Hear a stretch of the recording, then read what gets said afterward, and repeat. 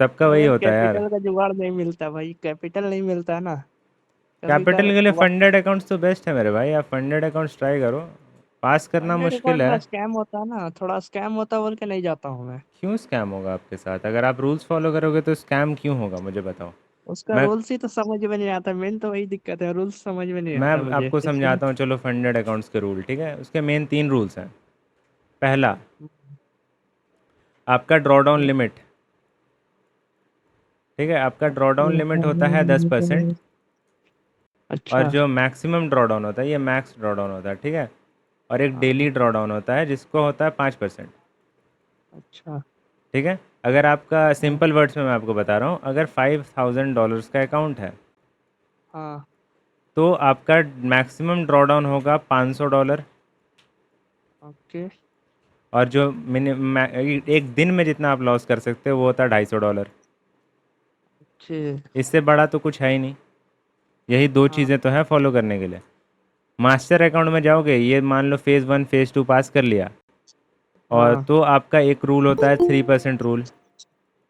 इसका मतलब होता ओके। है कि आप 3% से ज़्यादा एक ट्रेड में लॉस नहीं कर सकते।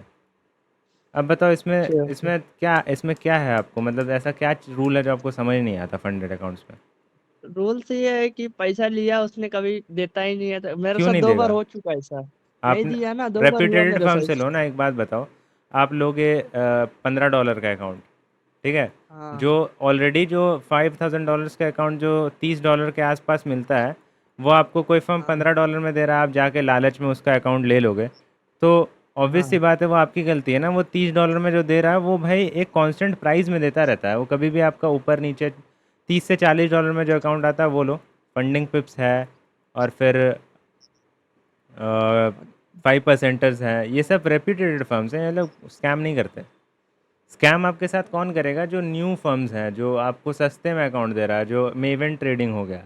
मान लो मेवन में मेरे साथ आपने, तो गॉड फंडेड का नाम सुने हो ना, वही गोट मेरे फंडेड साथ तो किया स्कैम उसने। करेगा ही ना भाई। गोट फंडेड आपको क्यों दे रहा है इतने सस्ते में अकाउंट, बताओ। मेरे को आया गोट फंडेड की तरफ से उनका प्रमोशन के लिए, मैंने नहीं किया क्योंकि मुझे पता वो स्कैम करेंगे।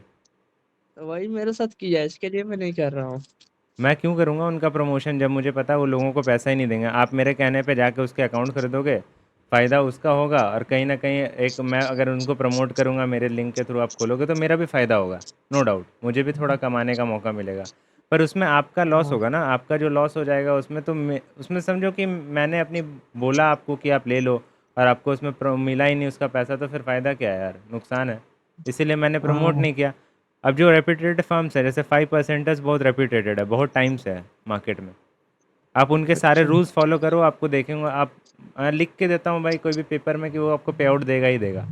फंडिंग पिप्स ले लो, आपको पे आउट फंडिंग देगा। टिप्स। बस बस आप आप क्या ना करो। लिंक के डाल दो चैनल में, ठीक है ना, जैसे समझ में आ जाएगा। हाँ, मैं एफिलिएट अभी तो नहीं कर रहा हूँ, एफिलिएट करूँगा तो मैं, आप प्रमोट अभी मैंने किसी को नहीं कर रहा हूँ, ये मेरा पर्सनल एक्सपीरियंस है, इसलिए मैं आपको बता रहा हूँ कि अगर जिसके पास कैपिटल अच्छा। नहीं है भाई, आप 30-40 डॉलर, मतलब वही 3-4 हज़ार रुपये जुगाड़ करो।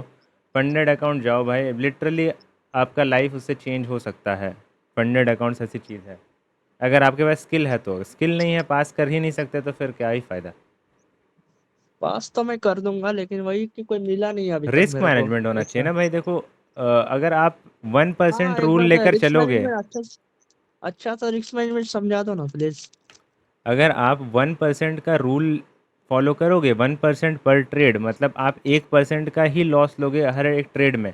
भले आपका उसमें 500 पिप का भी स्टॉप लॉस क्यों नहीं जा रहा हो, आपको हाँ। उसमें लॉस बस 1% का ही करना है। आप उस हिसाब से क्वांटिटी मैनेज करो ना। एक सेकेंड, सॉरी सॉरी। मेरा लालच में चले जाता हूँ तो मेरा चले जाता लॉस पूरा। वही ग्रीड में हो जाता, थोड़ा गुस्से में आ जाता हूँ कभी गोट कभार। फंडेड भाई वो अलग अलग लोगों पे डिपेंड करता है कि गोट फंडेड आपको पे आउट देता है या नहीं देता। देखो, इन्होंने बोला कि इन्होंने गोट फंडेड इनको पे आउट नहीं दिया, इनका हो सकता है पे आउट ज़्यादा बड़ा हो। जब बड़ा पे मेरा तो आउट रहता है पेआउट ना, तो मान नहीं लो मिला, कि मेरा आपने, स्कैम ही कर लिया।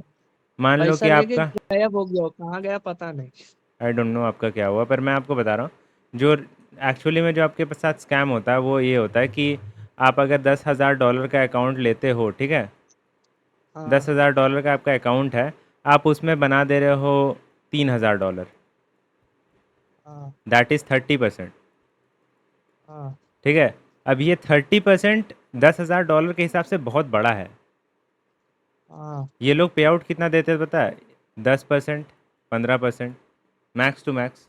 पर आप उसमें 30%, 40% का एक बार में पे आउट लोगे तो ऑब्वियस सी बात है प्रॉफर्म्स वो पैसा आपको नहीं देना चाहेंगे। आप ही रहोगे भाई इतना बड़ा प्रॉफर्म के ओनर, तो आप नहीं देना चाहोगे। आप सोचोगे मैं ये पैसे रख लूँ, क्यों ही देंगे। अभी जो क्या बोलते हैं उसका, द ट्रेड रूम का जो चल रहा है वो अच्छा है क्या? मुझे नहीं पता यार, मैंने अभी तक तो नहीं सुना है, पर मैंने उसके बारे में ये सुना है कि रूल्स हैं कुछ हिडन्स, जो कि मतलब कभी कभी कभी इम्प्लीमेंट हो जाता है, पर मेरे को नहीं पता। मैं एकदम मतलब जानता नहीं मैंने फंडेड वो अकाउंट्स के बारे में। उसका फंडेड एक लॉन्च हुआ ना, था फंडेड रूम नाम से हाँ है। हाँ, मैं वो फंडेड रूम मैं जानता हूँ, बट एक्चुअली में वो क्या चीज़ है एंड एवरीथिंग वो मुझे नहीं पता। गोड फंडेड का अकाउंट मिला था आपको? प्रिंस भाई पूछ रहा है आपसे। नहीं मिला। नहीं मिला ही नहीं अकाउंट? वाह। नहीं मिला ही नहीं, पैसा लेके गायब हो गया वो।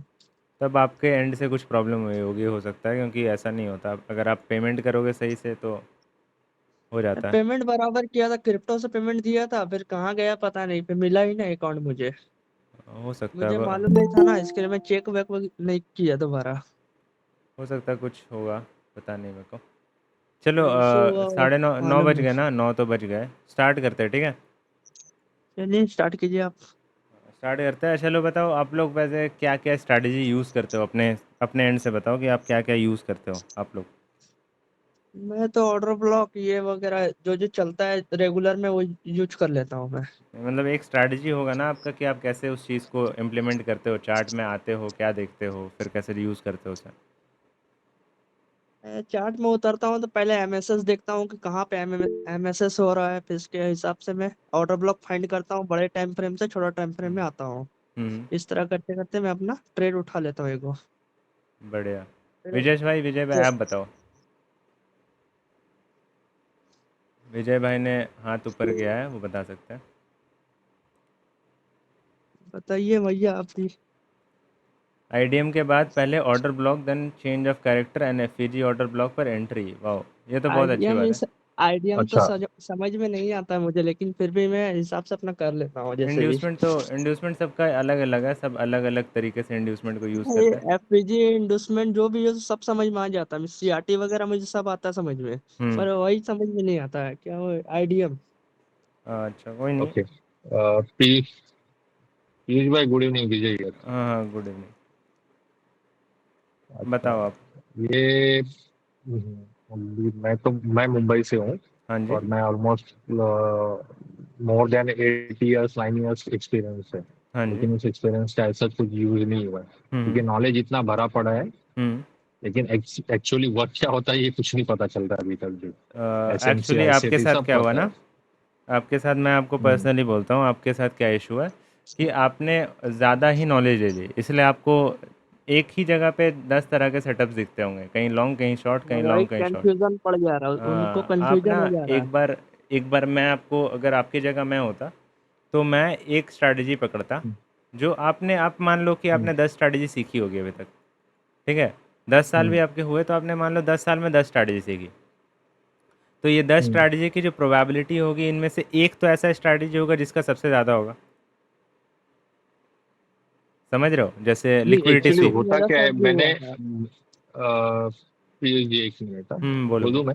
हम्म। अ, अभी ओवरऑल एक्सपीरियंस मेरा, मैं ऐसा नहीं रिंग नहीं आ रहा, मैं एक रियलिटी बता रहा हम्म। हूँ। ओवरऑल एक्सपीरियंस ज्यादा है। हम्म। एक्चुअली अभी तक के मार्केट में मैंने जहाँ तक देखा है हुआ क्या है, मैं वो भी बता देता हूँ। हम्म। जिस भी स्ट्रेटेजी एक सर्टन टाइम पीरियड के लिए वर्क करती है, बाद हम्म। में एक सर्टन पीरियड के टाइम वो वर्क करना बंद हो जाती है। That is the harsh truth. बिल्कुल सही बोल रहे हो आप। अभी वो क्यों होता है, क्या होता है, आई डोंट नो। उसके पीछे भी लॉजिक है, क्योंकि वो रिटेलर्स को बहुत ज्यादा पता चलने के बाद सर्टेन टाइम के बाद वो काम करना बंद होती है। बिल्कुल सही बोल रहे हो, बिल्कुल सही। अभी एक्चुअली होता क्या है, हम्म। जिस चीज के ऊपर हम लोग मास्टर करने के लिए जाते हैं या बैक टेस्ट करते हैं, हम्म।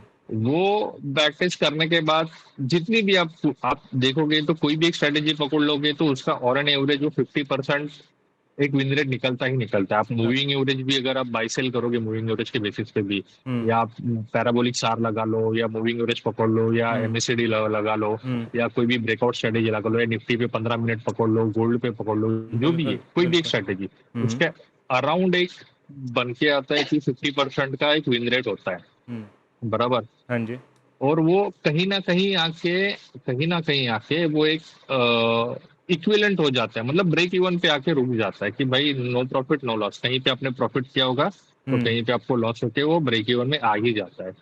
और कभी कभी लोगों का एक स्ट्रेटेजी पकड़ने के बाद होता क्या है कि सर्टन स्ट्रेटेजी हम लोग ने पकड़ लिया, फिर अगर मान लो ड्रॉडाउन का एक ये आ जाता है, पीरियड आ जाता है, या एक लूजिंग स्ट्रीक चलने लग जाती है, 4 या 5 लूजिंग हो जाता है, तब तक हमारा पूरा कैपिटल वाइप आउट हो जाता है। फिर वापस से ट्रेड करने के लिए कुछ बचता नहीं है। हाँ देखो तो मैं आपको वही यहाँ पे और आजकल काउंटर यही करना कि चाहूँगा। होता है। मैं आपको यहाँ पे काउंटर कर रहा हूँ हाँ, एक चीज़ पे, ठीक है।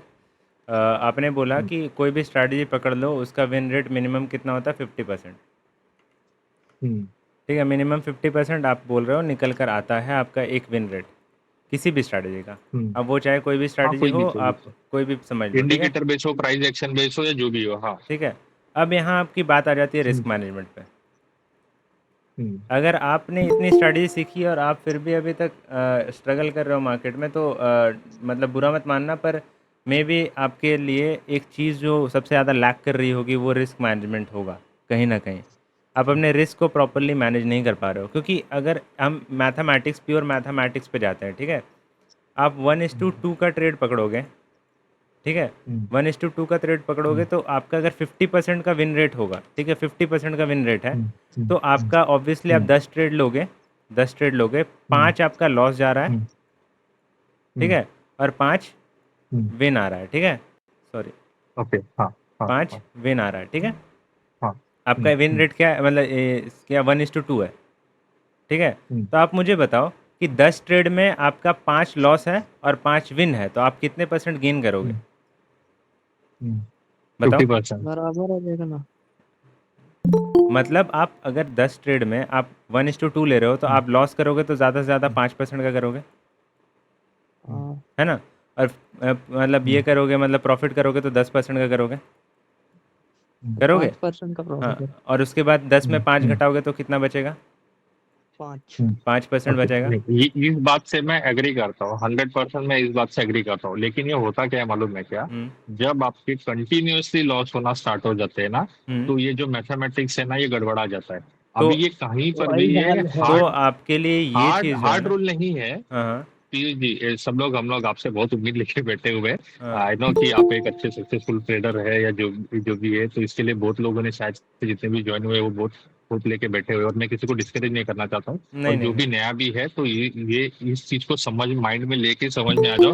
हो सकता है कोई किसी ने अपना करियर दाव पे लगा के आया होगा, या कुछ उम्मीद लेके आया होगा, है हम्म ना। तो उस चीज को भी ध्यान में रखे और उस हिसाब से मेंटली प्रिपेयर होके आगे के स्टेप्स ले। ठीक हम्म है, ये गणित 10 में बराबर बैठता है, लेकिन हम्म जैसे हम लोग के ट्रेड बढ़ना स्टार्ट हो जाते हैं, 20, 25, 30, 50, हम्म तो फिर ये 50 में 25, 25 ये डिफिकल्ट हो जाता है। हो सकता है हम लोग की लूजिंग स्ट्रीक की फर्स्ट वाले 25 ही हो जाए।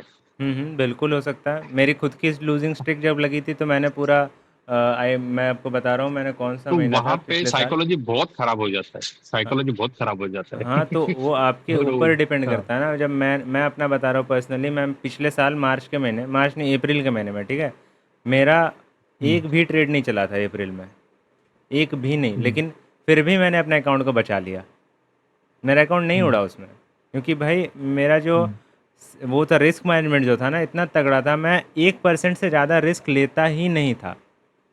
मेरे करीब जो ट्रेडिंग सेशंस होते हैं, ट्रेडिंग सेशंस आप 24 गिन के चल लो, ठीक है, 24 में से आप 24 तो ट्रेड नहीं करोगे।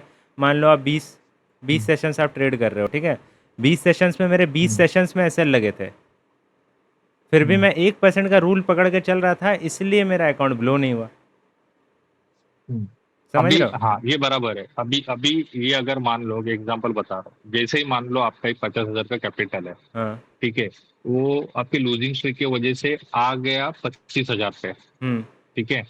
तो फिर वो 25,000 को 50,000 तक लेके जाने के लिए ना बहुत गंदी फिर हालत, तो बहुत मुश्किल आपको है। वो देखा, हो सकता आपने है वो लॉस जाने में किया अगेन है। कुछ ना कुछ ऊपर हो हाँ, जाएगा। आपने लॉस हम्म, किया 50%, ठीक है, लेकिन आपको गेन तो 100% करना पड़ेगा। क्योंकि वो 50 का सही है, मैं 25 मना किया, नहीं ठीक कर है? रहा हूँ। हाँ, आपकी बात से ही मैं हम्म, सहमत कर रहा हूँ, सहमति दे रहा हूँ कि आपका 50K का अकाउंट था, वो 25K में चला गया, मतलब आपने आधा लॉस कर करेक्ट। दिया। पर उसको अब आपको हाँ, वापस 50 ले जाने में आपको उसको डबल 100% करना ले पड़ेगा। तो वो डबल बहुत करना मुश्किल पड़ेगा। होता है, बट इम्पॉसिबल नहीं है। अगर आपका अकाउंट बचा रहेगा, आप मार्केट में सस्टेन कर पाओगे, तो ऑब्वियस सी बात है आप कर हम्म, सकते हो। अगर आप सस्टेन ही नहीं कर पा रहे हो, हम्म, तो आप कहाँ से करोगे? हम्म, क्योंकि आपका बराबर। सबसे इम्पोर्टेंट है ज़िंदा रहना। ज़िंदा रहेंगे तभी तो कुछ कर हम्म, पाएंगे, ज़िंदा ही नहीं रहेंगे तो फिर करेंगे क्या? बराबर। अच्छा, इसीलिए पीयूष जी, मुझे ये शायद से है ना, ये डिस्कशन हम लोग का ये वन टू वन बहुत लंबा चलते रहेगा। हाँ, हाँ। बहुत सारे लोग शायद से वेट करते रहेंगे कि हम लोग को आज लर्निंग क्या मिलने वाली है, तो हम लोग उसके ऊपर जल्दी आएंगे तो बेटर रहेगा। हाँ, हाँ, बिल्कुल सही बोल रहा हूँ। मतलब मैं ये देखो भी आप बात लोगों सही है। पर्सनली मैं आपको बता रहा हूँ कि ये जो साइकोलॉजी पार्ट होता है ना, ये चीज़ ज़्यादातर लोग अवॉइड करते हैं। उनको सबको लगता है कि एक स्ट्रैटेजी हो मेरे पास, जो कि एकदम 100% एक्यूरेसी वाली मिल जाए मुझे, या फिर 90% एक्यूरेसी वाली, तो मैं प्रॉफिटेबल हो जाऊँगा। आप नहीं हो सकते भाई, आप 90% एक्यूरेसी के साथ भी आप प्रॉफिटेबल नहीं हो सकते अगर रिस्क मैनेजमेंट नहीं आता तो। आप 9 ट्रेड प्रॉफिट करोगे और एक ट्रेड बड़ा लॉस कर दोगे, क्योंकि आप क्या करोगे, कॉन्फिडेंस में हाँ, वो आके तो बड़े है, वो लॉट्स होता है। मारोगे। बड़े लॉट्स मारोगे तो आपका ये 9 ट्रेड का प्रॉफिट ऑब्वियसली जो एक ट्रेड में पूरा एक उड़ ही ट्रेड में जाएगा, चला जाएगा। पूरा उड़ जाएगा। करेक्ट। ये चीज़ मैं खुद फेस किया है मैंने, इसलिए मैं आपको बता रहा हूँ। सर आप बताओ नहीं, कौन सी बराबर। सबसे अच्छी स्ट्रैटेजी रहती है? स्ट्रैटेजी नहीं भाई, स्ट्रैटेजी पे कभी फोकस ही नहीं करना है हमें। फोकस करना है लॉन्ग टर्म चीज़ पे। लॉन्ग टर्म चीज़ हमारी होती है साइकोलॉजी। स्ट्रैटेजी अगर आपकी वर्क करना बंद कर देगी पर आपका साइकोलॉजी तगड़ा होगा, तो भी फिर भी आप मार्केट में सस्टेन कर सकते हो, ठीक है? अब मैं आपको बताता हूँ कि मैं जो स्ट्रैटेजी यूज़ करता हूँ ये क्यों काम करती है और क्यों काम नहीं करती है, ठीक है? मतलब क्यों लॉन्ग टर्म तक काम करेगी, और जो आप लोग यूज़ कर रहे हो सपोर्ट, रेजिस्टेंस और ट्रेंड लाइन, ये सब लॉन्ग टर्म तक काम क्यों नहीं करती? देखो, मैं जो स्ट्रैटेजी यूज़ करता हूँ वो प्योरली स्ट्रक्चर बेस्ड होता है, ठीक है? स्ट्रक्चर हमेशा मार्केट में, बताओ मुझे, अगर मार्केट में ये स्ट्रक्चर चल रहा है, मतलब ये कौन सा स्ट्रक्चर है अभी? बुलिश है या बेरिश है? बुलिस। बुलिश अप है, ठीक ट्रेंड। है। अप ट्रेंड है, तो यहाँ पे जब ब्रेकआउट स्ट्रक्चर हुआ मेरा, मतलब स्ट्रक्चर यहाँ पे टूटा, अप ट्रेंड है, ये लोअर हाई चल रहा है, हायर हाई चल रहा है, लोअर हाई चल रहा है और हायर हाई चल रहा है, ठीक है? अब मेरे को बताओ, यहाँ से मार्केट नीचे आएगी एक पुल बैक देने, तभी तो एक लोअर हाई लगाएगी, मतलब हायर हाई लगाएगी ना। अब यहाँ तो इसी चीज़ एमएसएस को, होना भी जरूरी है ना। एमएसएस होना ज़रूरी है, वो बात की बात होती है, वो स्ट्रक्चर के ही अंदर आता है मेरे भाई। एमएसएस और आपका जो चेंज ऑफ कैरेक्टर, इस सब कुछ स्ट्रक्चर के अंदर आता है। उसको फ्रैक्टल स्ट्रक्चर्स कहते हैं, जिसके बारे में अभी हम लोग बाद में उसके जानेंगे। अंदर भी एक स्ट्रक्चर बनता है ना, उसका क्या हिडन उसको स्ट्रक्चर रहता इंटरनल है। स्ट्रक्चर्स कहते हैं, सब कुछ मैं बताऊंगा आप लोगों को। बट द थिंग इज़ कि आप लोगों को ये चीज़ समझना होगा अभी, कि जो मार्केट जो मूव करती है, भाई किसका माइक से आवाज़ आ रहा है, उसे ऑफ कर लो ज़रा सा। मेरे में तो नहीं आएगा भाई। हाँ, जिसके पूरा भी आ रहा था शांत हो। मैंने बोल दिया। हाँ, अब देखो, अगर मार्केट यहाँ से पुल बैक नहीं देगी, ये वाला पुल बैक नहीं देगी, तो न्यू स्ट्रक्चर बनेगा नहीं। और अगर आपको लिक्विडिटीज़ को सही से यूज़ करना आ गया, आपको पता चल गया लिक्विडिटीज़ आखिर वर्क कैसे करती हैं। लिक्विडिटी होती क्या है आप लोगों के हिसाब से? लिक्विडिटी क्या है मुझे बताओ? जितने भी लोग लिक्विडिटी यहाँ को पे बैठे हैं उनको क्या ऑर्डर्स, लगता है लिक्विडिटी क्या होता है? Orders, pending orders. ऑर्डर्स, बहुत अच्छा, बिल्कुल सही जवाब है। अब ये ऑर्डर्स कैसे ऑर्डर्स होते हैं? दूसरे बच्चे को हम एसएल। बाद में छोटे प्लेयर का ऑर्डर रहता है। छोटे नहीं, एसएल जो एसएल बेसिकली ये ऑर्डर ऑर्डर से बेसिकली पेंडिंग ऑर्डर्स हो सकते हैं। हाँ, हो सकता है ये किसी का स्टॉप लॉस हो सकता है, हो सकता हाँ, है ये किसी का एक फ्रेश लिमिट ऑर्डर्स हो सकता है। बिल्कुल सही। देखो, अब मुझे एक बात बताना, आप यहाँ पे एक लॉन्ग शॉट टूल लगाते हो, ठीक है? ये लॉन्ग शॉट टूल लगा दिया, कभी इसके पीछे का लॉजिक समझा है कि ये लॉन्ग शॉट टूल आखिर वर्क कैसे करता है? आपका ऑर्डर यहाँ पे लगा बाय ऑर्डर, ठीक है? इस एरिया में आपने बाय ऑर्डर लगाया, आपने यहाँ एस एल लगाया, ठीक है? और यहाँ पे आपने टारगेट लगाया। अब मुझे बताओ, ये एस एल जो लगाया, क्या ये एक ऑर्डर नहीं है आपका? अगर यहाँ आप बाय कर रहे हो तो आप उसे बेचोगे ना यहाँ पे। अगर आपका यहाँ पे एस एल हिट होता है, मतलब आपका यहाँ पे जो ऑर्डर लगा था एक लॉट का, वो यहाँ पे जाके सेल हो जाएगा, बिक जाएगा, समझे? और यही वाला ऑर्डर आपका अगर टीपी हिट करता है तो ये भी जाके यहाँ पे सेल हो जाएगा। यही होता है ऑर्डर, और इसे ही कहते हैं हम लिक्विडिटी। आपके मार्केट में जितने भी तरह के ऑर्डर्स होते हैं, चाहे वो बाय ऑर्डर्स हो, सेल ऑर्डर्स हो, लिमिट ऑर्डर्स हो, या फिर एस एल हो, टारगेट हो, वो सारे के सारे लिक्विडिटीज़ में ही आते हैं। इसमें कोई भी ये नहीं होता बड़ा प्लेयर का हो या फिर छोटा प्लेयर, या फिर मतलब ट्रेंड लाइन पे बाय कर रहे हैं इसलिए ऊपर लिक्विडिटी, ऐसा कुछ नहीं होता भाई। जहाँ पे ऑर्डर्स पड़े हैं वहाँ पे लिक्विडिटी है। सिंपल सी बात है, इतना इसको कॉम्प्लिकेट करेक्ट। करने का ज़रूरत ही नहीं है। मतलब बताओ, अब यहाँ से मार्केट जब नीचे आती है तो ये हो जाता है मेरा पूरा एक ऑर्डर फ्लो, ठीक है। इसे हम पूरा एक ऑर्डर फ्लो कहते हैं, ये पार्ट को, इस पार्ट को हम पूरा ऑर्डर फ्लो कहते हैं। ऑर्डर फ्लो इसलिए कहते हैं क्योंकि इस एरिया में जब सेलिंग आ रही होती है तो यहाँ पे लोग buy sell buy sell buy sell करते हैं, ठीक है। और जब स्ट्रक्चर टूट जाता है यहाँ पे, मतलब यहाँ से किसी ने ऑर्डर्स लगाना स्टार्ट किए, किसी इंस्टीट्यूशंस ने, और उसके ऑर्डर्स पूरा इस ब्लॉक में ही फैले हुए हैं। उसका ऑर्डर्स यहाँ से शुरू होता है और यहाँ तक रहता है, ठीक है। पूरे इस ब्लॉक पे ही ऑर्डर्स होते हैं। अब मार्केट यहाँ आती है और चाहे वो यहाँ से उठ जाए, चाहे वो यहाँ से उठ जाए, चाहे वो यहाँ से उठे, उसे उठना इसी जोन से है, ठीक है। लेकिन अगर आप इस चीज़ को लिक्विडिटीज़ के साथ मिक्स करोगे तो ये जोन आपका कुछ ऐसा निकल कर आ जाएगा, ठीक है। आपके पास यहाँ मल्टीपल जोन्स देखने को मिल जाएंगे। जैसे यहाँ पे देखो, मैं स्ट्रक्चर की एक बात करता हूँ आपको, हायर टाइम फ्रेम्स में एक ड्रॉ करके बताता हूँ, तब प्रॉपरली आपको समझ आएगा कि मैं क्या कहना चाह रहा हूँ। मैं आ गया 4 आवर्स पे। अब देखो, देखो ये मेरे क्लासेस के यार, मैंने पढ़ाया था।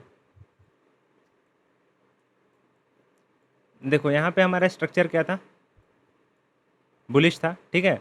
मार्केट यहाँ से हायर हाइज बनाते हुए ऊपर जा रही है। अब मुझे बताओ, मैंने आपको क्या बोला, ऑर्डर फ्लो। ऑर्डर फ्लो कहाँ से कहाँ तक है, ये पूरा ऑर्डर फ्लो है। मतलब मार्केट यहाँ से सेल होती हुई आ रही थी, मार्केट यहाँ से सेल होती हुई आ रही थी, यहाँ पे लास्ट पुल बैक मिला, फिर यहाँ से सेलिंग आई, फिर यहीं से एग्रेसिव बाइंग आई और यहाँ पे प्राइस ऊपर जाके न्यू स्ट्रक्चर बनाती है, ठीक है। अब हम इसे मिक्स करेंगे विथ लिक्विडिटी। अब हम इसे मिक्स करते हैं लिक्विडिटी के साथ। अब देखो यहाँ पे ये क्या है भाई, पूरा एक ट्रेंड लाइन है, ठीक है। इस ट्रेंड लाइन पे क्या पड़ा है लोगों का, बाय ऑर्डर्स, यहाँ भी buy orders buy orders buy orders. ये ट्रेंड लाइन के नीचे क्या होगा, सबका सेल ऑर्डर पड़ा होगा, ठीक है। मार्केट का सेल ऑर्डर पड़ा होगा। अब मुझे बताओ, अगर किसी मतलब किसी भी स्मार्ट मनी या फिर किसी भी इंस्टीट्यूशन को बाय करना होता है तो उसे क्या चीज़ की ज़रूरत होती है, सेल ऑर्डर्स की ज़रूरत होती है। समझ में आ रहा है कि अगर किसी को बाय करना है तो कुछ, मतलब every buyer has to be a seller and every seller has to be a buyer. मतलब किसी को बाय करना होगा तभी आप बेच पाओगे, अगर किसी को सेल करना होगा तभी आप खरीद पाओगे, ठीक है। तो इस एरिया में सब बेच रहे हैं। जैसे ही मार्केट इसको तोड़ के नीचे आएगी, इस एरिया में सारे लोग बेचेंगे, ठीक है। वो बेचेंगे, हो सकता है इनका जो एसएल लग रहा होगा वो लोग भी एग्जिट कर रहे होंगे, यहाँ पे जो न्यू सेलर्स आ रहे होंगे वो लोग भी एंटर कर रहे होंगे, ठीक है। और जैसे ही प्राइस इस डिमांड जोन पे आएगी, मतलब इस ऑर्डर फ्लो पे आएगी, आप क्या करोगे, यहाँ से बाय करोगे। अब मैंने इसे पूरा रिफाइन कैसे किया, मुझे पता कैसे चला, क्योंकि ऑर्डर ब्लॉक तो आपको यहाँ भी दिख रहा है, ठीक है। ऑर्डर ब्लॉक तो यहाँ भी दिख रहा है। देखो ये क्या है, पूरा एक जोन FVG है ना, ये वाला पूरा जोन दिख रहा है। मैं इसे यस सारे यस। मैं इसे सब कुछ जी डिलीट भाई। करता हूँ। ये क्या है, एक FVG है। और FVG जनरली क्या चीज़ को बोलते हैं, एक एक इम्बैलेंस, ठीक है। मतलब मार्केट में एक ऐसा कैंडल आ जाना जिस पे इंस्टीट्यूशंस ने अपने पैसे लगाए हों, ठीक है। इंस्टीट्यूशंस ने अपने पैसे लगाए और इसको इतना एग्रेसिवली पुश किया कि मार्केट में यहाँ पे लिक्विडिटी इम्बैलेंस क्रिएट हो गया, यहाँ पे उनके पेंडिंग ऑर्डर्स रह गए, ठीक है। उनके जो बाइंग ऑर्डर्स थे यहाँ पे पेंडिंग रह गए। अब ये ऑर्डर्स जो होते हैं मार्केट को एज अ मैग्नेट की तरह अपनी तरफ खींचते हैं, ठीक है। मार्केट को अपनी तरफ खींचेंगे, यहाँ पे समझ लो एक स्ट्रॉन्ग मैग्नेट लग गया यहाँ पे, ठीक है। अब ये स्ट्रॉन्ग मैग्नेट मार्केट को अपनी तरफ खींचेगा कि आओ मेरे तरफ आओ, और जैसे ही यहाँ पे आएगा मार्केट इस वाले डिमांड जोन को पूरा फिल करेगा, मार्केट वापस से ऊपर जाके न्यू स्ट्रक्चर बनाएगा। इतना सिंपल है। अब इसके अंदर आप MSS ढूंढोगे कि मार्केट में यहाँ पे MSS कहाँ है। MSS देखो बहुत लोगों के लिए, मेरे लिए मैं चेंज ऑफ कैरेक्टर इसको पकड़ता हूँ ऐसे, ठीक है। इस चीज़ को पकड़ता हूँ as a change of character, क्योंकि लो लगने से पहले यही लास्ट एक पुल बैक था। और भी इससे नीचे भी है यहाँ पे, ये माइनर होता है। और बहुत लोग जो MSS या चेंज ऑफ कैरेक्टर जो मानेंगे वो इसे मानेंगे यहाँ पे, पर एक्चुअली में मैं उतना वेट नहीं करता क्योंकि मेरी एंट्री यहाँ से ऑलरेडी हो चुकी है, ठीक है। और ये चीज़ कैसे पॉसिबल है, देखो मार्केट ने यहाँ से जब नीचे आ रहा था, इसको मैं एक बार आपको ड्रॉ करके बताता हूँ। जब मार्केट यहाँ नीचे आ रहा था तो पुल बैक्स पे ध्यान देना, ठीक है। कुछ ऐसा स्ट्रक्चर बन रहा था यहाँ पे, ठीक है। और कुछ ऐसा ब्रेक हो गया, इसको मैं ले जाता हूँ बाहर। और आपको अब जूम करके दिखाता हूँ। देखो मार्केट जब यहाँ पे एक लो लगाती है, इससे पहले वाली पुल बैक, मतलब ये वाला पुल बैक, ये मेरे लिए एक चेंज ऑफ कैरेक्टर होता है, ठीक है। और ये होता है मेरे लिए एक माइनर चेंज ऑफ कैरेक्टर, और ये होता है एक मेजर चेंज ऑफ कैरेक्टर।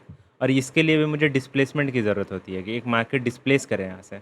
अगर डिस्प्लेसमेंट मिलती है तो मेरे लिए ये जो लास्ट ऑर्डर ब्लॉक होता है या जो भी लिक्विडिटीज़ के नीचे, जैसे यहाँ पे आपको दिखेगा कि यहाँ पे एक मेजर एफवीजी था जो मार्केट पे डिस्प्लेस करके यहाँ से गया था प्राइस, ठीक है।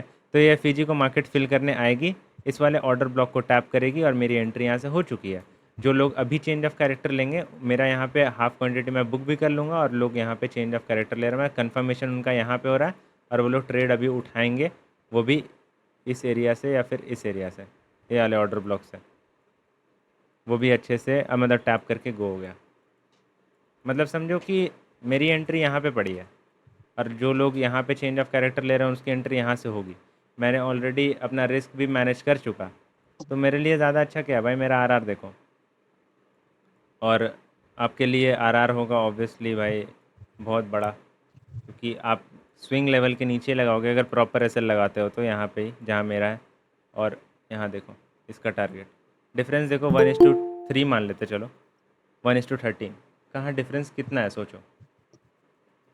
यही फ़ायदा है मैं जो स्ट्रैटेजी यूज़ करता हूँ, और जो लोग सीख रहे हैं, मतलब कहीं से भी, मुझे नहीं पता कहाँ से सीख रहे हैं, पर जो भी सीख रहे हैं इधर उधर से, वो लोग आपको ऐसे सिखाते हैं। अब यही चीज़ को आप प्रॉपरली लिक्विडिटी एंड स्ट्रक्चर को अगर मिक्सअप कर दोगे तो आप सोचो क्या स्ट्रैटेजी निकल कर आएगी आपके लिए। और ये सिर्फ एक एग्जांपल नहीं है, मैं टेलीग्राम पर भी शेयर करता रहता हूँ ट्रेड्स, तो आप देखते होगे कि भाई आरआर बहुत बड़े बनते हैं, हमेशा आरआर बड़े होते हैं, क्योंकि भाई मेरी एंट्री ही एकदम बॉटम से होती है, या तो मैं बॉटम पकड़ता हूँ या तो मैं टॉप पकड़ता हूँ, सीधा है, सिंपल बात, और कुछ है ही नहीं। अभी देखो यहाँ पे ये हाई लगने से पहले, ये हाई लगने से पहले यहाँ पे ये जो चेंज ऑफ कैरेक्टर हुआ मेरे लिए, ये चेंज ऑफ कैरेक्टर हुआ मेरे लिए, और मेरे लिए एक इम्बैलेंस यहाँ पड़ा हुआ है, ये डिस्प्लेसमेंट के साथ आया इसलिए इसको कंसिडर कर रहा है। ऊपर देखो कोई भी ऐसा इम्बैलेंस नहीं है जो फिल होना बाकी रहा हो, ये एक इम्बैलेंस था जो कि प्राइस ने ऑलरेडी फिल कर दिया, तो ऊपर जाने का कोई रीज़न ही नहीं बनता इसके पास, ऊपर जाएगा क्यों। बचा बस एक POI ये वाला, इस पे जाओ और यहाँ से ट्रेड पकड़ो, और तो कुछ करना ही नहीं है। और ये भी पुल बैक इसलिए आईडीएम थोड़ा समझा देता ना भाई। आईडीएम देखो भाई, मेरे लिए आईडीएम लेने का मेरा तरीका अलग है। एक्चुअली आईडीएम मैं मानता हूँ ट्रैप्स को, इंड्यूसमेंट का मतलब होता है ट्रैप, ठीक है, जहाँ पे आपको ट्रैप किया जाए। आप मेरे लिए आईडीएम अलग अलग तरीके से होता है, ये मेरे लिए ट्रेंड लाइन वाली लिक्विडिटी भी एक आईडीएम होती है, एक ऑर्डर ब्लॉक के ऊपर जो एक विक बच जाती है जो उसको बिना टैप किए ऐसे चले जाती है, वो भी एक आईडीएम होती है। और बहुत लोग आईडीएम इसको मानते हैं, ये जो चेंज ऑफ कैरेक्टर इसको आईडीएम मानते हैं, लेकिन मैं इसको आईडीएम नहीं मानता। सबके लिए आईडीएम ये बहुत मानने प्रकार का का होता है तरीका क्या? अलग अलग होता है, मेरे मानने का तरीका अलग अलग है। ओके। हाँ, मेरा मेरा ये तरीका है, मैं आईडीएम ऐसे नहीं मानता। अब देखो आईडीएम का मतलब है जो ऑर्डर ब्लॉक के ऊपर मैं जो ये मेजर आईडीएम मानता हूँ, ये वाला, ये प्राइस में क्या करती है ना मेरे लिए। मान लो आते हैं, मैं आता हूँ, मैं यहाँ पे रुक जाओ एक सेकंड, एग्जाम्पल के साथ ही बात करते हैं, बिना एग्जाम्पल के तो बात करके फ़ायदा ही नहीं है।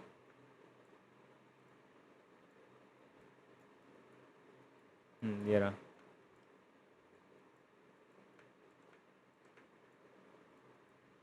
देखो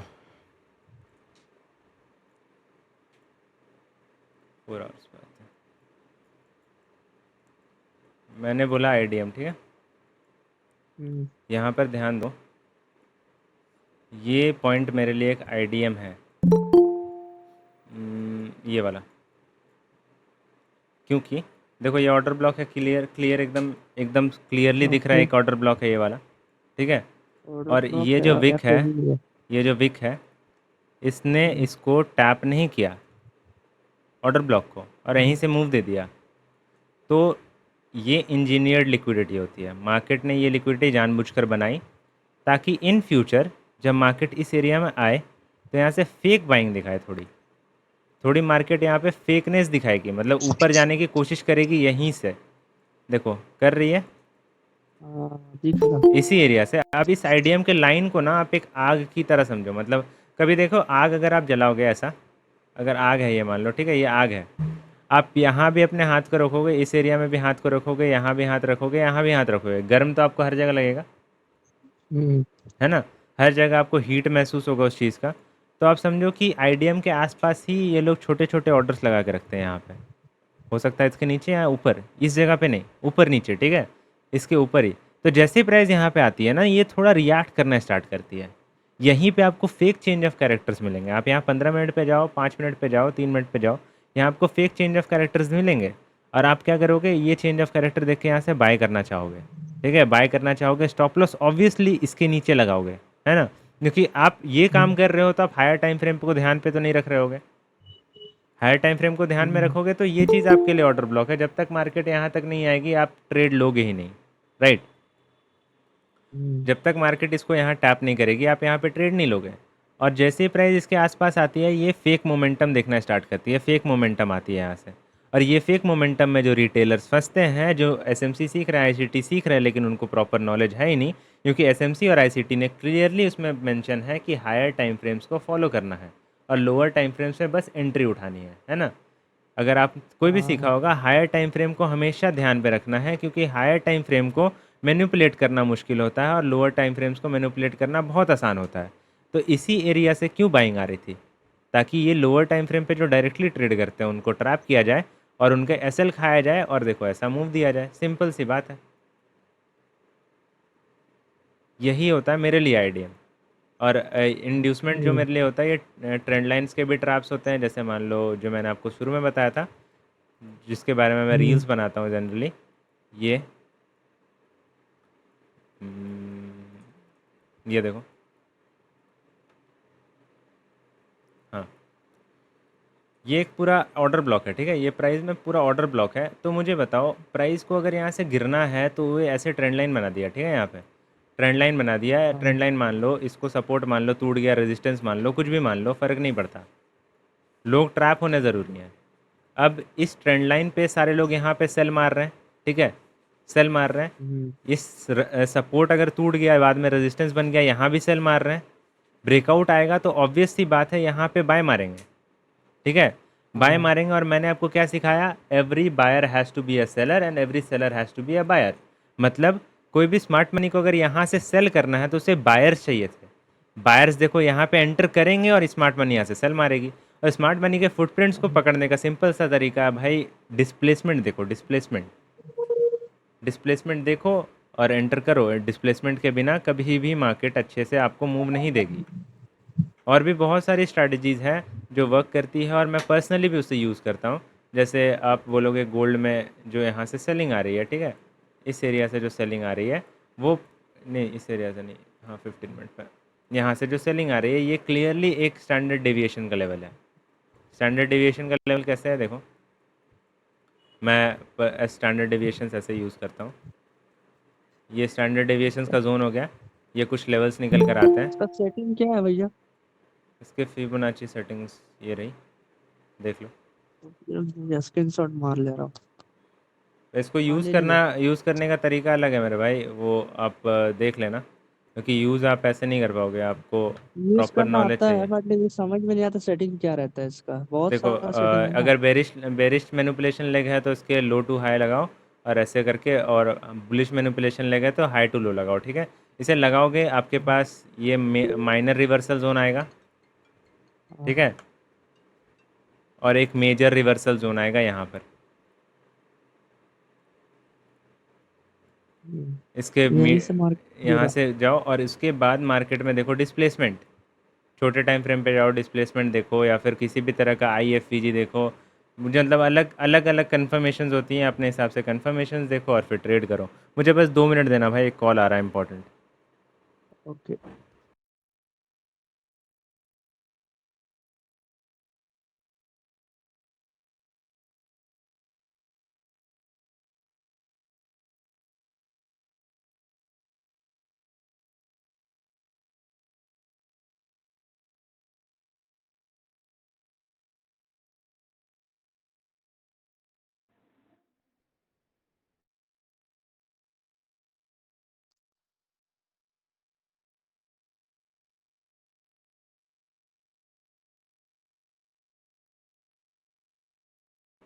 हाँ जी, आ गया मैं।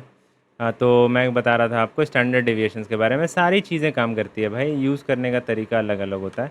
आप जैसे उसे यूज़ करते हो उस पे डिपेंड करता है कि वो कैसे काम करेगी, ठीक है? ये तो बस एक एग्जांपल था, और भी बहुत सारी स्ट्रैटेजीज़ हैं जो मैं सिखाता हूँ।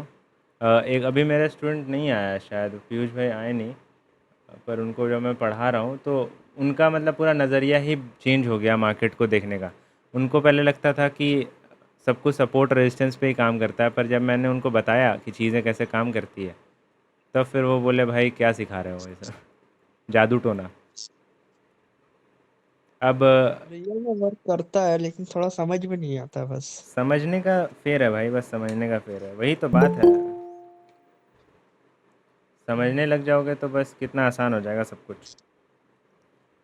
अब देखो, मैं बात करता हूँ मतलब एसएमसी के स्ट्रक्चर्स के बारे में। हम लोग एक बार चलते हैं स्ट्रक्चर्स पे, ठीक है? स्ट्रक्चर्स को यूज़ कैसे करते हैं एक्चुअली में, तो मैं आप लोगों को प्लॉट करके बताने वाला था। मार्केट हमेशा एक हायर लो या लोअर हाई के साइकिल में चलती है। मार्केट में बस दो ट्रेंड होती हैं, ठीक है? या तो बुलिश या तो बेरिश। कभी भी साइडवेज मार्केट नहीं होता, ये सब सिर्फ कहने की बात है, ठीक है? उसके बाद मार्केट में अगर किसी पुल बैक को आना होता है तो मार्केट अपने लास्ट पुल बैक को ऐसे ब्रेक करती है, फिर यहाँ पे अगर डिस्प्लेसमेंट होता है तो वापस से नीचे आती है। पर लोग क्या करते हैं कि ये चेंज ऑफ कैरेक्टर के लिए बैठते हैं। हम लोग यहाँ से इससे देखकर भाई यहाँ से भी ट्रेड पकड़ सकते हैं। मार्केट में ज़रूरी नहीं है कि अगर बुलिश पैटर्न बन रहा है, मार्केट अगर ऐसे ही चल रही है तो हम बस इसी लेग को पकड़ें। ऐसा नहीं है कि मार्केट में सिर्फ यही लेग पकड़ना है। अगर इसे पकड़ने को बैठोगे तो भाई बहुत टाइम लगेगा। सिर्फ यही पकड़ना नहीं है, हमें ये भी पकड़ना है। और ये पकड़ पाओगे भाई अगर आपके पास प्रॉपर नॉलेज होगी मार्केट की। अगर आपके नहीं है नॉलेज प्रॉपरली तो आप नहीं कर पाओगे ये चीज़। ये पुल बैक पकड़ना, ये जो रिवर्सल्स होते हैं ना, ये पकड़ना या तो बहुत आसान है या तो बहुत मुश्किल है, लेकिन बहुत मज़ेदार भी है। आप समझो कि मार्केट में हर एक ट्रेंड पकड़ा जा सकता है जस्ट बिकॉज ऑफ स्ट्रक्चर्स। मैं कुछ क्वेश्चंस आए, एक सेकंड देखता हूँ। भाई ट्रू डे ओपन 8:30 9:30 का लॉजिक एक्सप्लेन कर दो।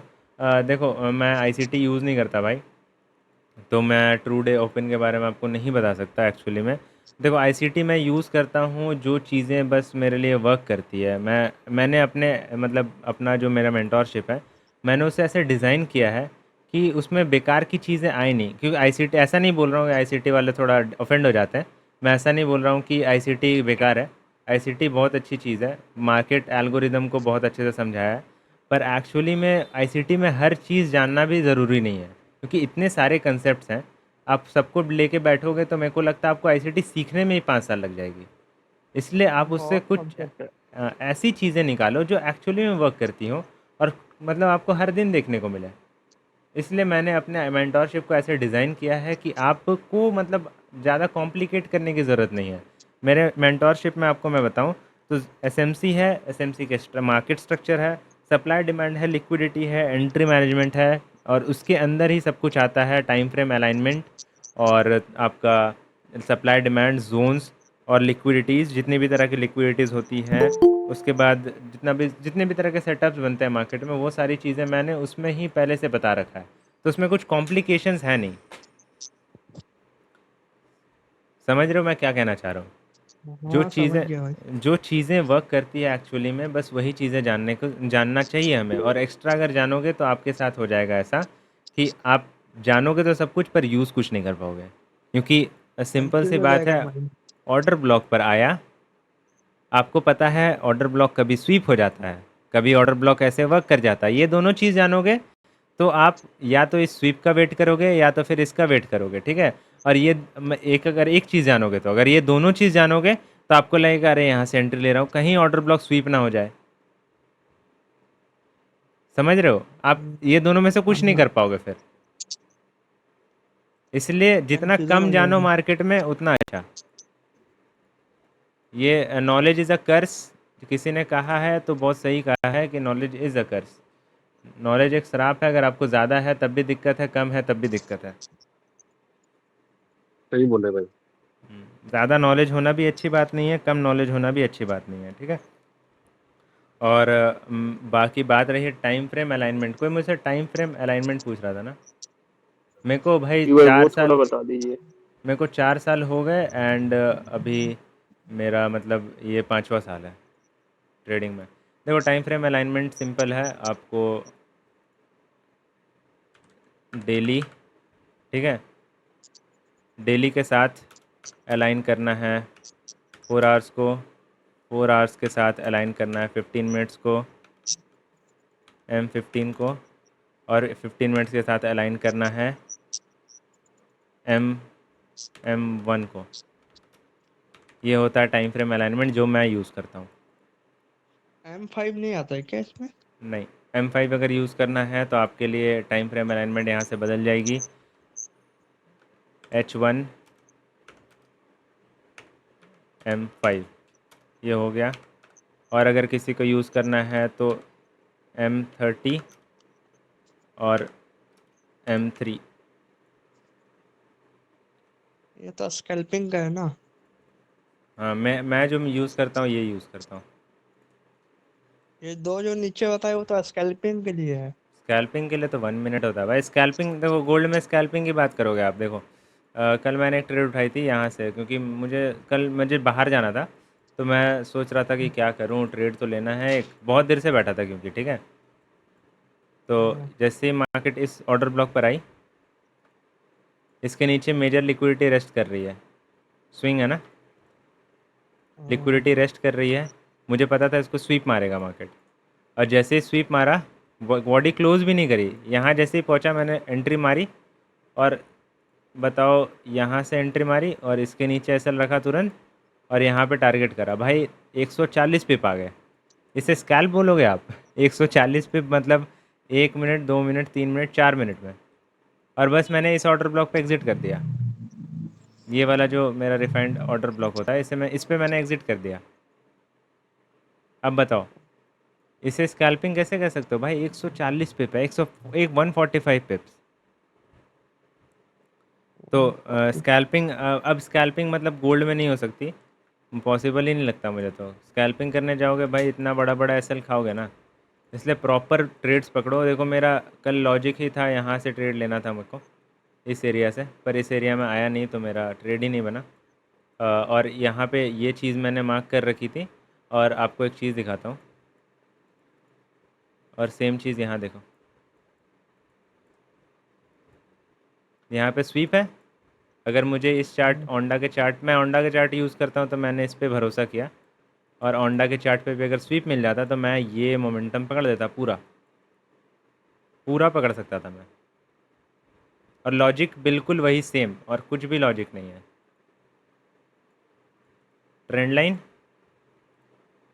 Bye orders, buy orders, buy orders, buy orders, यहाँ पे जैसे ही आया मार्केट ने एक तो इस बाय ऑर्डर्स को मतलब यहाँ से हंट किया, यहाँ पे लोग सेलिंग में घुसे होंगे बड़ी कैंडल देख के, एग्रेसिवली ऊपर गया, फिर स्वीप मारा इस लो को, फिर एग्रेसिवली ऊपर गया। अगर यहाँ पे स्वीप मार देता तो मैं इस एमएसएस के बाद अच्छा बिल्कुल इस ऑर्डर ब्लॉक से बढ़ जाता, एकदम कोई रोक ही नहीं सकता था मेरे को। अच्छा ओके, पीयूष भाई, अभी ये जो लाइन ड्रॉ की है ना, अपने जो ट्रेंड लाइन ड्रॉ की है, इसके ऊपर और एक भी तो ट्रेंड लाइन बन रही है ना जो सेल्स की है। हाँ, तभी तो ऊपर जाएगा ना प्राइस। अगर हायर नहीं, ये ऊपर की अगर आप ट्रेंड लाइन मारोगे तो ऊपर भी तो लिक्विडिटी बनती है ना, ये वाली, बाई साइड लिक्विडिटी। ये ये वाली, वाली भी है, या डिसेंडिंग भी अगर आप ट्रेंड लाइन मारोगे, तो वही तो मैं आपको बोल रहा हूँ। देखो मार्केट में एक ऊपर से चीज़, ऊपर वाला जो टॉप है वो, यहाँ से, हाँ हाँ हाँ, एक्सट्रीम वहां से। चलो यहाँ से मार्क कर लिया, ठीक है, सेट आता है। तो एक चीज़ समझो कि मार्केट ने ये रिस्पेक्ट किया, यहाँ भी रिस्पेक्ट किया, इधर भी रिस्पेक्ट किया, इधर भी रिस्पेक्ट किया, और यहाँ भी रिस्पेक्ट किया, ठीक है, इस एरिया में भी रिस्पेक्ट सेलर्स किया। एक्टिव इसमें। हाँ, मतलब यहाँ पे सेलर्स एक्टिव है, मतलब रेगुलरली एक्टिव है, और यहाँ भी रिस्पेक्ट करके एग्रेसिवली नीचे गिरना स्टार्ट किया। तो कई लोग होंगे जो इसके ब्रेक पे घुस गए होंगे, और कई लोग यहाँ पे घुस रहे होंगे बीच में, है ना, और कई लोग होंगे जो कि इस वाले रीटेस्ट पे घुस रहे होंगे। क्योंकि आप ध्यान से देखोगे तो ये एरिया क्या है, एक रेजिस्टेंस है इन मतलब पास्ट में, तो ये आगे भी जाके एक रेजिस्टेंस की तरह एक्ट करेगा, ठीक है। तो यहाँ पे भी इस रीटेस्ट पे घुस रहे होंगे लोग, सबका स्टॉप लॉस तो इधर ऊपर पड़ा है ना, ऑर्डर्स तो पड़े हैं ना, तभी तो बोला कि हाँ मार्केट ऊपर जाएगी। और इस एरिया में जब भी मार्केट आती है ना, तो ऐसे डिस्प्लेसमेंट से ही जाती है, क्योंकि यहाँ एग्जिट करने का मौका ही नहीं देना है। मतलब कोई लोग होते हैं जो ऐसे लगाते नहीं, और कई लोग होते हैं मार्केट में, मैं ऊपर जाएगा मैं कर दूंगा एग्जिट, और उन लोगों का यहाँ पे होप जागता है, अरे यहाँ से रिवर्स कर जाएगा, यहाँ से रिवर्स कर जाएगा, यहाँ से रिवर्स कर जाएगा, और ये रुकता ही नहीं, डिस्प्लेसमेंट के साथ ऊपर जाता रहता है, समझे? अच्छा इसीलिए पीयूष आप। भाई, एक डाउट है, अगर हाँ बोलो। अगर बुरा ना मानो और इंटरप्ट ना करो तो, नहीं नहीं, बोलो बोलो। नॉर्मली जो एसएनसी में पढ़ाया जाता है या जो कुछ भी है अभी भी कंसेप्ट है, हम्म मतलब अगर मार्केट को अगर नीचे जाना है तो हम्म वो पहले बाई साइड की लिक्विडिटी लेती है और फिर नीचे जाती है, करेक्ट? हम्म और अगर ऊपर जाना है तो हम्म, फिर वो सेल साइड की लिक्विडिटी लेती है और फिर ऊपर जाती है। हाँ जी। तो अभी इस कंडीशन में तो दोनों जगह पर भी लिक्विडिटी है, तो ये कैसे आइडेंटिफाई करेंगे कि यहाँ से सिर्फ मार्केट ऊपर ही जाएगा या तो फिर नीचे ही जाएगा? देखो एक्चुअली में यहाँ पर ध्यान से देखो, तो मार्केट ने इधर बड़े टाइम फ्रेम पे चलते हैं, थोड़ा 5 मिनट पे, ठीक है? 5 मिनट पे चलोगे तो आपको दिखेगा यहाँ पे इंटरनल कैंडल। किसी के माइक से वो आ रहा है मेरा इको। ये इंटरनल कैंडल, ये एक मेरे लिए स्ट्रक्चर शिफ्ट होता है, मैं इसे मानता हूँ ये, ठीक है? किसी का माइक से एको आ रहा है भाई, देख लो किसके माइक से आ रहा है, माइक ऑफ कर लो यार। हाँ, तो ये इंटरनल कैंडल मेरे लिए एक स्ट्रक्चर शिफ्ट होता है, और आप अगर ध्यान से देखोगे ना तो ये जो लिक्विडिटी है यहाँ पेंडिंग है, ये वाली, ठीक है? क्योंकि इसके ऊपर भी कुछ ये देखने को मिल रहा है, दिख रहा है? ये करेक्ट। चीज़ देखने को मिल रही है, ये स्ट्रक्चर यहाँ पे शिफ्ट किया मार्केट ने, और स्ट्रक्चर शिफ्ट देखो नॉर्मल नहीं है, एग्रेसिव है, मतलब प्राइस ज़्यादा रिट्रेस नहीं कर रही, ऊपर फटते जा रही है। इसका मतलब मार्केट यहाँ से ऊपर जा सकती है, पहले ये लिक्विडिटीज़ लेने, उसके बाद अगर गिरना होगा तो गिरेगी, ठीक है? अब यहाँ पर देखो, मार्केट में ये इंटरनल लिक्विडिटीज़ फॉर्म हो रही है, एक्सटर्नल तो मेरे पास ये पड़ी और इंटरनल ये पड़ी, करेक्ट। मतलब एक्सटर्नल ये पड़ी और बाकी इंटरनल है सारी, ठीक है? इधर भी लिक्विडिटीज़ है, सारी इंटरनल है। करेक्ट। हाँ, अब यहाँ पे एक मेजर लिक्विडिटी इंटरनल मेरे को यहाँ पे दिख रही है। अब ये इंटरनल लिक्विडिटी क्यों है? क्योंकि प्राइस में मैं एक बार आपको फिर से ड्रॉ करके दिखा रहा हूँ, ये हाई, ये लो, ये हाई और ये लो, देखो इसने कैंडल्स की लिक्विडिटी निकाली यहाँ पे, 3 कैंडल्स की, तो ये एक स्विंग हो बन गया मेरे लिए, और फिर वापस ऊपर, इसको बाहर निकालते हैं। इसने अपने लास्ट कैंडल्स की इधर लिक्विडिटी पकड़ी, तो ये मेरे लिए एक स्विंग बन गया और ये मेरे लिए एक लिक्विडिटी बन गई, ठीक है? अब ये लिक्विडिटी बाद में जब स्वीप हुई, इंटरनल लिक्विडिटी, तो प्राइस इंटरनल से कहाँ जाती है? एक्सटर्नल जाती है। एक्सटर्नल कहाँ पड़ा है? यहाँ पड़ा है, एक यहाँ पड़ा है। इसको पकड़ोगे एक्सटर्नल तो ये इंटरनल हो जाएगा, और इससे मतलब इंटरनल पकड़ोगे तो मतलब इसे एक्सटर्नल पकड़ोगे तो इधर वाले सारे इंटरनल हो जाएंगे, ये इंटरनल हो जाएगा, ये इंटरनल हो जाएगा। और जब भी मार्केट एक इंटरनल लिक्विडिटी को हंट करती है, जैसा यहाँ पे किया था, तो वो कहाँ जाती है? एक्सटर्नल जाती है। करेक्ट। लिक्विडिटी ऐसे काम करती है। आप अगर वेट करते रहोगे कि मार्केट इस वाले लो को हंट करेगी और फिर वापस ऊपर जाएगी, तो आपको कभी ट्रेड नहीं मिलेगा, क्योंकि यहाँ से मार्केट का डायरेक्शन आप नहीं समझ पाए कि उसको जो लिक्विडिटी हंट करनी थी उसने कर ली, अब वो चला जाएगी, मतलब चली जाएगी ऊपर। और अगर रिटेलर ट्रैप के बारे में बात करें, क्योंकि देखो ये सारी चीज़ें अगर मैं आपको बताऊंगा रील्स में या फिर किसी भी शॉर्ट वीडियो फॉर्मेट में, तो आपको समझ नहीं आएगा, आपको लगेगा क्या बोल रहा है ना? क्योंकि ये लगेगा कि भाई ज़्यादा ही हो गया, मतलब समझ ही नहीं आएगा, ऊपर ऊपर से जाएगा सब कुछ। पर यही चीज़ अगर मैं सिंपल वे में आपको बताऊं कि ये ट्रेंड लाइन है, ट्रेंड लाइन पे लोग सेल मार रहे हैं, बाय मार रहे हैं, और इसी चीज़ को यहाँ भी मैं अगर सिंपल वे में बताऊं, तो आपको ये चीज़ ज़्यादा समझ में आएगी रादर देन की internal range liquidity, external range liquidity. आप लोग मुझे बताओ, आपको ज़्यादा अच्छे से क्या समझ में आया, ये इंटरनल रेंज वाला या फिर वो ट्रेंड लाइन और सपोर्ट वाला? बताओ बताओ। इंटरनल ट्रेंड लाइन वाला वाला ही ट्रेंड लाइन वाला ही है ना, क्योंकि वो चीज़ सारे लोग यूज़ करते हैं, वो सिंपल है, मतलब सबको पता है, तो हाँ चलो समझ में आ रहा है। पर अगर मैं इतना इंटरनल एक्सटर्नल बोलूँगा आईसीटी कंसेप्ट या फिर एसएमसी के लैंग्वेज में, तब तो भाई आप लोगों को समझ में आया, और कोई मतलब मेरे से सीखने से रहा। ये सारी चीज़ें हैं। अब आपको समझ में आया होगा कि कैसे मार्केट काम करती है एक्चुअली में। तो मैं आप लोगों को ये बताना चाहता था कि जो मेजर हमारे पास जो चीज़ें होती है, जो हमें मार्केट में हमेशा ध्यान रखना है, वो होता है पहला स्ट्रक्चर, ठीक है? Market structure is most important.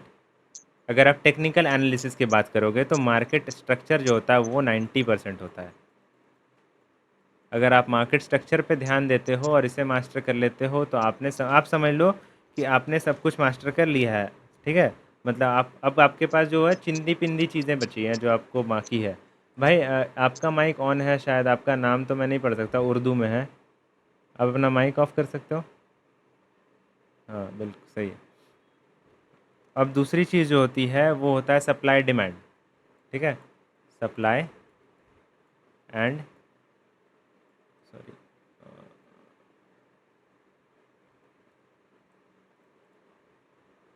Supply and demand. ठीक है, सप्लाई और डिमांड का मतलब होता है मार्केट में कितनी सप्लाई है। मतलब अगर आप इसे एज किसी सेलर या फिर बायर के नज़रिए से देखते हैं। ठीक है, आप मान लो कोई दुकानदार हो, आपके पास कोई किताब है जो कि 100 पीस है आपके पास। ठीक है, आपके पास इतनी सप्लाई है, इसको बोलेंगे सप्लाई, आपके पास इतनी है, आप दुकानदार हो। और कोई बंदा आता है आपके पास, एक लड़का आता है और वह मुझे बोलता है कि मुझे ये किताब 200 पीस चाहिए। ठीक है, 200 पीस चाहिए, तो आपके पास तो 100 है। आप क्या करोगे, जो वो बंदा 100 पीस ही लेकर चला जाए, ऐसा आप क्या करोगे? और वो बस आप ही के पास 100 है, ऐसा मत बोलना कि वो दूसरे दुकानदार के पास चला जाएगा। ऐसा नहीं, आप ही बेचते हो ये चीज़ और आप ही के पास 100 है बाकी, और आप किसी के पास नहीं है। तो आप ऐसा क्या करोगे कि ये बंदा 100 ही ले, मतलब, और बाकी जो 100 है उसे भूल जाए, मतलब वो 100 के लिए ज़िद ना करे। ऐसा क्या कर सकते हो? बताओ बताओ, चैट पे लिखो।